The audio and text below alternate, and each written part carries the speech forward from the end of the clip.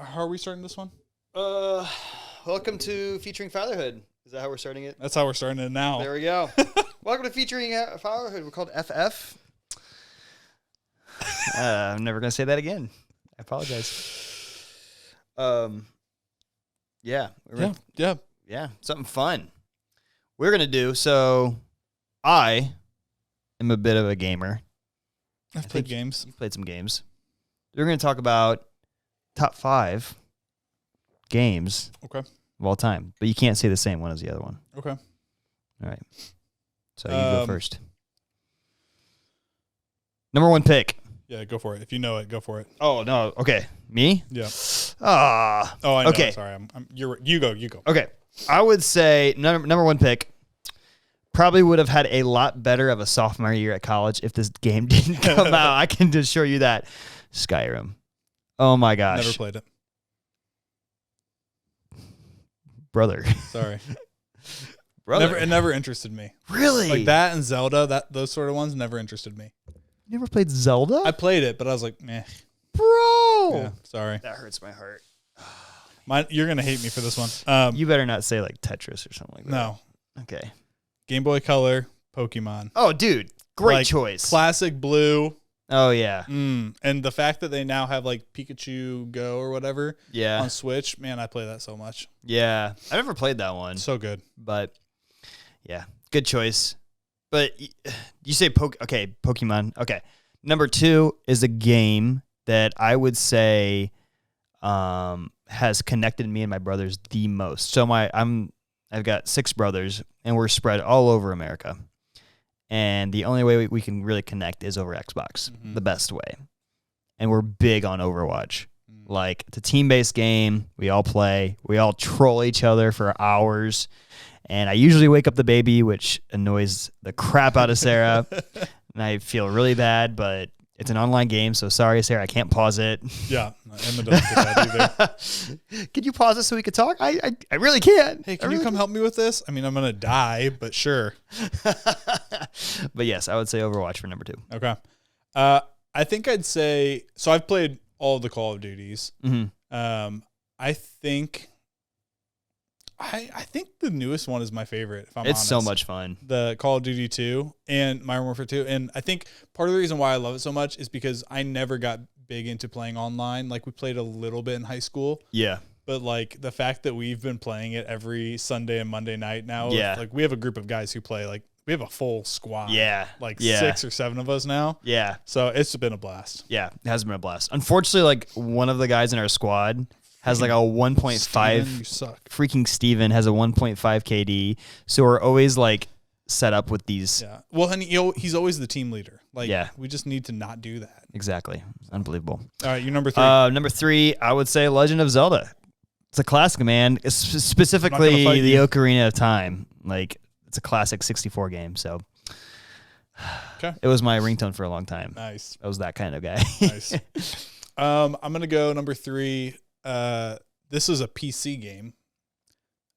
Zoo Tycoon. Oh, but not just like Zoo Tycoon. Like, I want the SeaWorld mixed with the dinosaur one. I played the SeaWorld one. I never played the so dinosaur fun because you could put rocks in front of the entrances so people couldn't get out, and then you let all the dinosaurs loose, and they like just start eating people. And if you like click on the person, you can like get their little thoughts, and it's like, why is that saber-toothed tiger out of its cage? Ow, this hurts. And they have a little mad face. And they're like being flipped up in the air. Dude, that's kind of psychotic. A little bit, but it's fun. Oh, man. Classic PC games, I got to go with Age of Empires. Do you ever play that one? Mm-mm. It was such a good game. It was a, basically you got your wood, your gold, your food and things like that. And you built your empire. Yeah. But it was all based on classic, like societies, like the Celtics and the Berserks, the Vikings, things like that. So really fun game. Nice. Number 4. This was before I really, really loved Jesus, but you're gonna say, I know you're gonna say Grand Theft Auto. Grand Theft Auto. How dare you? I would never. That is such a fun game. It's so fun though. Like, I mean, sometimes it's just doing stupid stuff like using the cheat to make cars fly. Yeah. And like it only flies a short distance, but if you get a tank and you spin the turret around and you keep like blasting it, you can fly infinity. It's like, Are you serious? Cool. Yeah. Sounds At least amazing. that was on the one like we played way back in the day. Yeah. So yeah, so fun. Yeah. Number 5. Last but not least.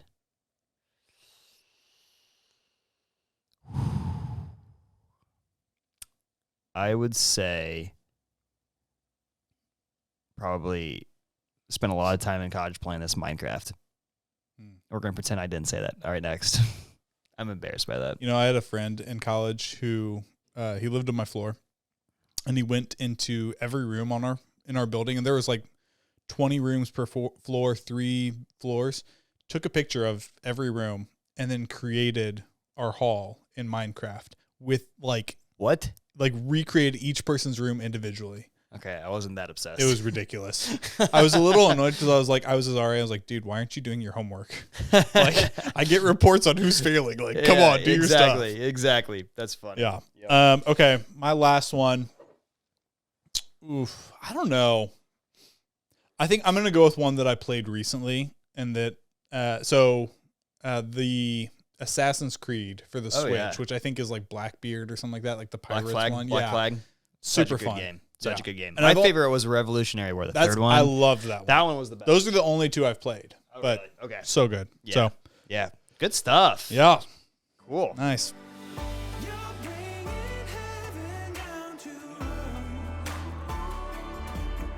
Well, this episode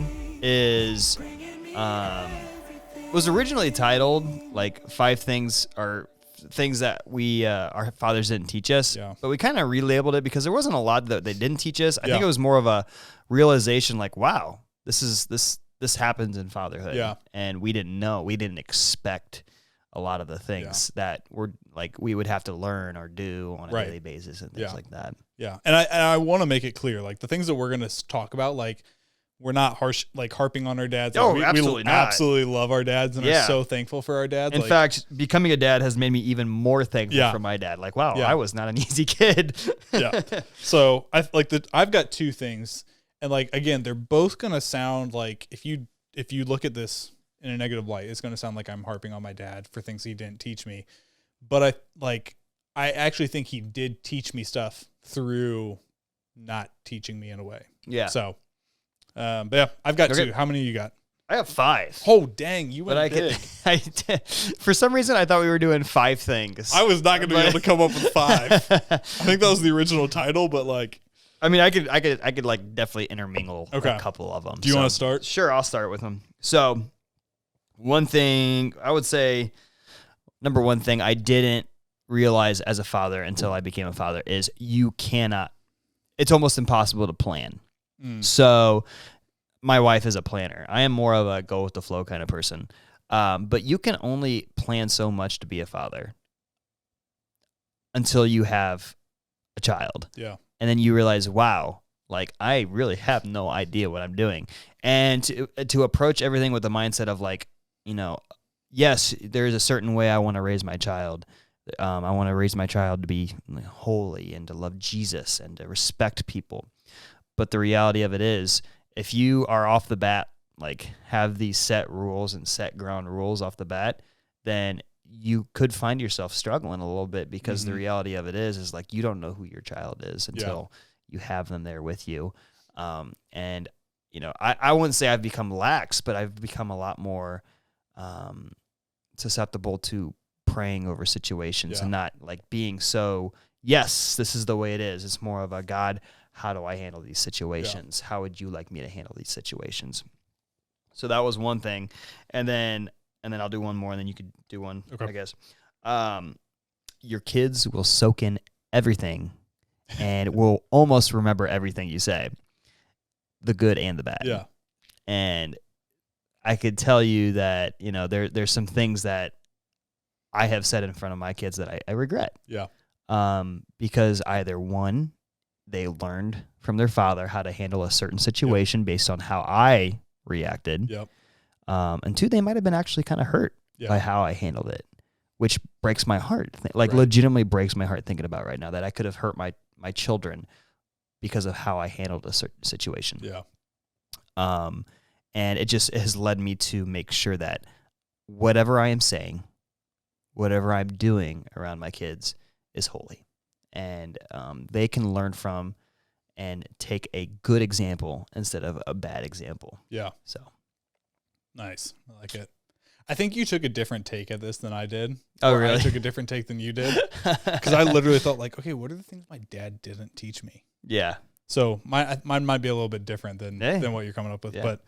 But the first one I would say is, so my dad never like had the sex talk with me. Nice. No, like ours are so different. That's great.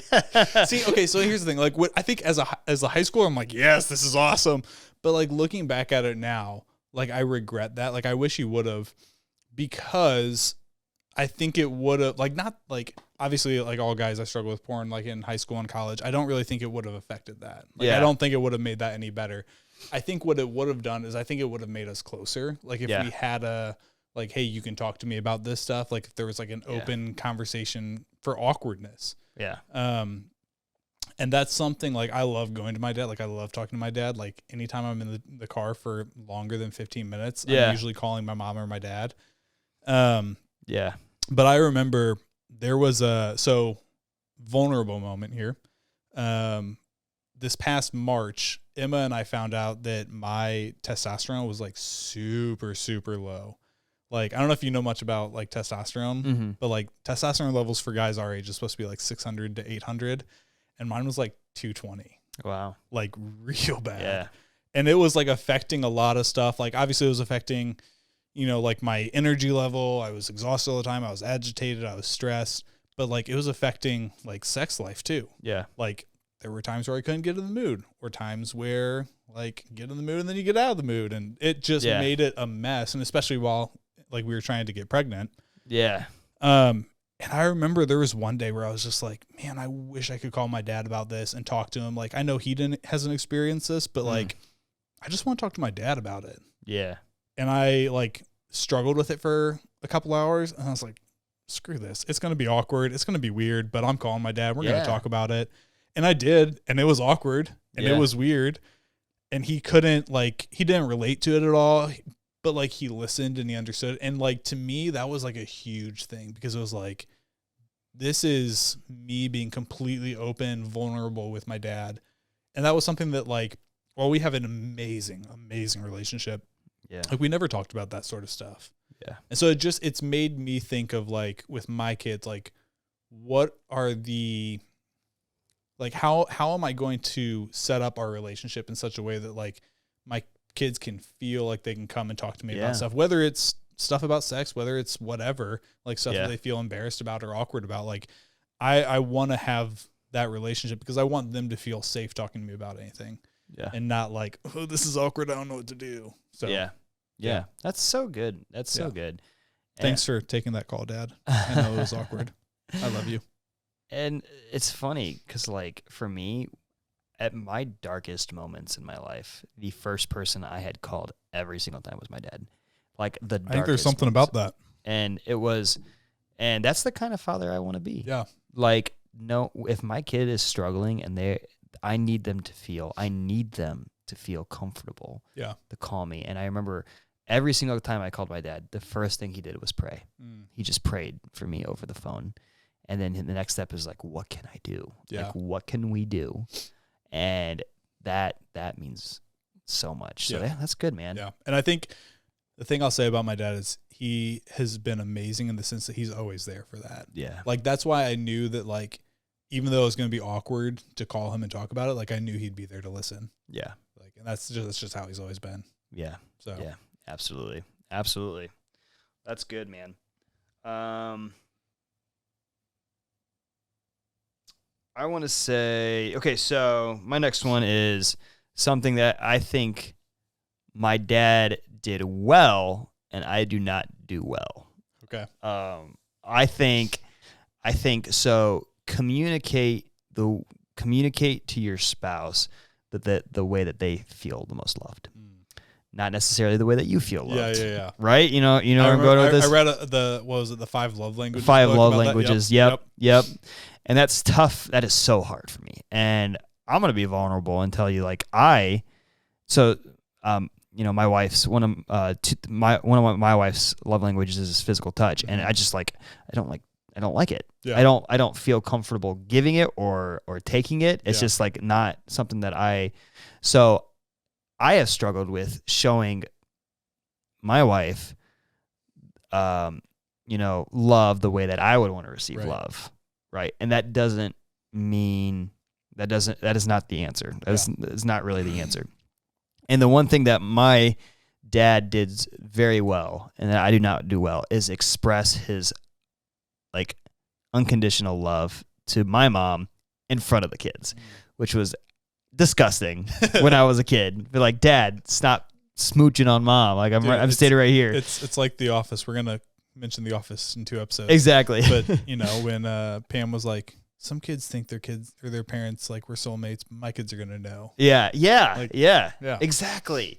Yes, and that is so like what I want to be better at. Yeah. Like showing my kids, like, boys, this is how you treat your spouse, and this is how you treat, and this is, it may be icky at your age now, but you're gonna understand it when you're my age, right? And I want her to feel loved the way that she wants to feel loved. Yeah. And I'm getting better. Yeah. And I am soulfully admitting that I am not good, and I'm getting there. But yeah.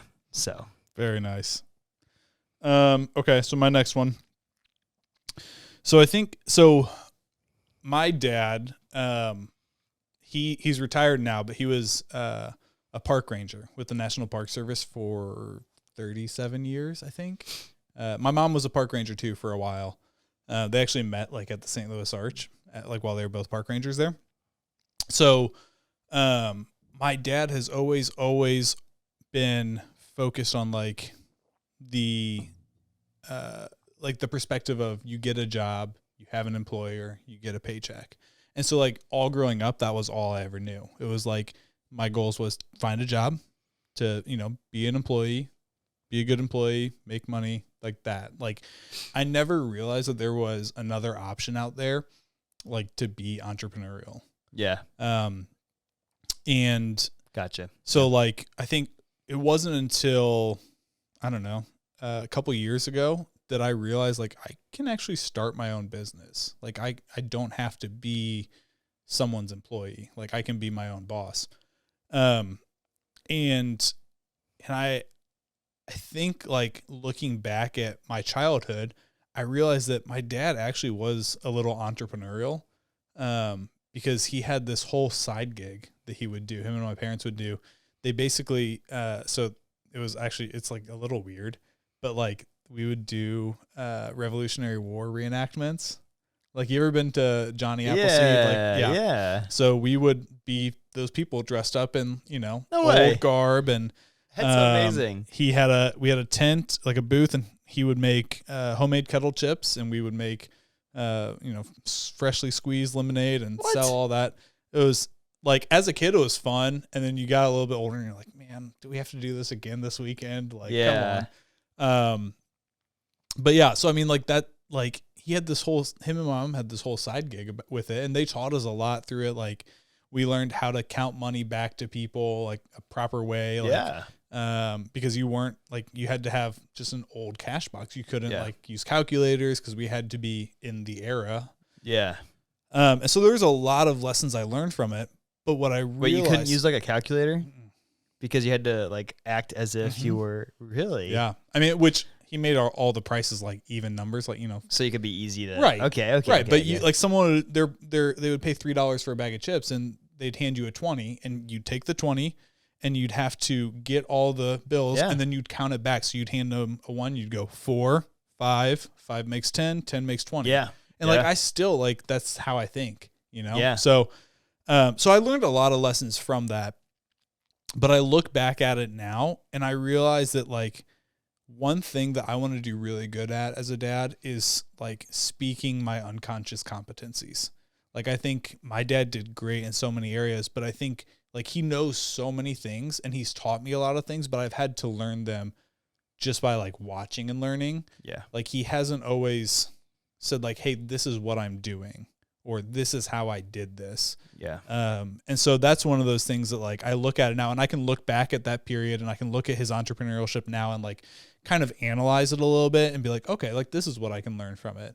But that's one thing that I'm like, okay, as a dad, like I want to make sure that the things I know how to do that are just like, I don't even think about it. Yeah. Like I don't even like turning on the camera, setting them up, stuff like that. Like I don't even think about it. I just do it. Yeah. I want to make sure that I'm walking my kids through how to do stuff like that, you know, or whatever it might be. Yeah. But like, I want to explain, like be good at understanding this is an unconscious competency that I have and I'm going to, you know, teach it to you well. Yeah. So I'm extremely thankful for all the things that he taught me, like, even though like it was unconscious competencies that like weren't, you know? Yeah. Yeah. That's awesome. Yeah. I like that. And that kind of goes into play with what I was saying earlier in regard to like, yo, you know, your kid's going to do what they're going to do. Yeah. Like you can encourage them to go to school if you feel like they need to, or I'm talking like college. Yeah. If you're in high school and you're not wanting to get up for high school, you're you going to school. But like at the same time, like, if you're able to sell Pokemon cards for a living and you make tons of money, hey, dude, do that. All power to you. I told Emma that I want to. So her parents did something really cool that I want to do as well. They did a like Christian bar mitzvah for their kids when they turned a certain age. So like a year or so, I don't know how long exactly, but they did like intentional discipleship times with the kids. And then had a ceremony where like the kids would give a sermon, they would pray over them, bless them, give them a gift, stuff like that. Really, really cool. I think the Normans do it as well with all their kids. And so that's something that we want to do with our kids at some point, but I want to incorporate into it like an element, like whether if it's at 13 or 15 or whatever, like my hope is that our business is successful enough that we can give them like a certain amount of money, like seed money to start their own business. And whatever they want to do with it, go for it.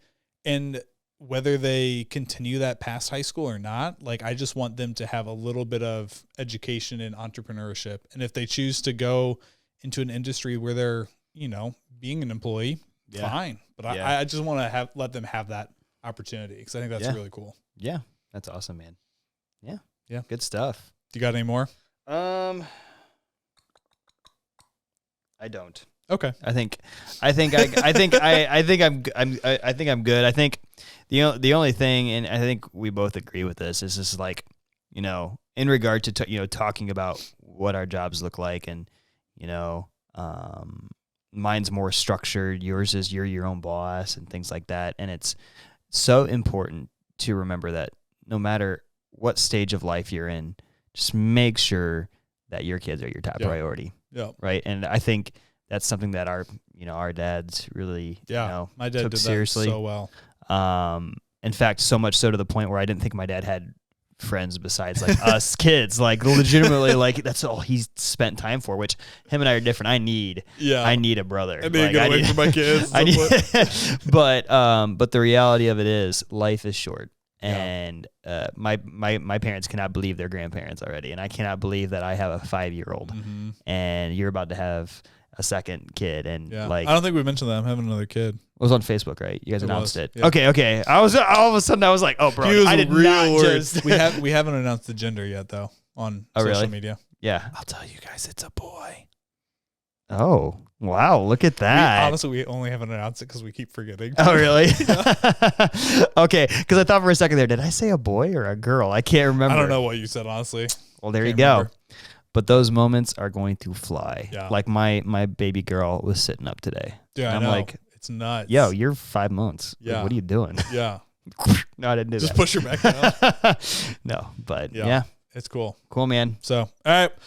Thanks for joining us. Hope you guys enjoyed. We'd love to hear what are the things that your dads taught you to do really well, or maybe the things that you wish your dads had taught you, or that you just learned from watching your dads.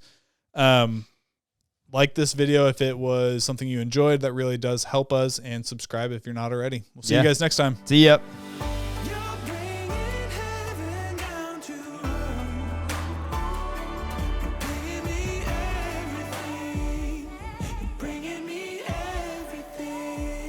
Dude, do you know? Have you ever noticed, like, watched the videos back and realized that at the very beginning, like after the logo, I put like little lower thirds? Yeah, I love those. Have you noticed that they change every time? Yes, Okay. I love them so much. Yes, knows nothing about MLB. Dude, I've got to come up with more stuff though, because I'm like, crap, what do I put next? Oh my gosh. All right.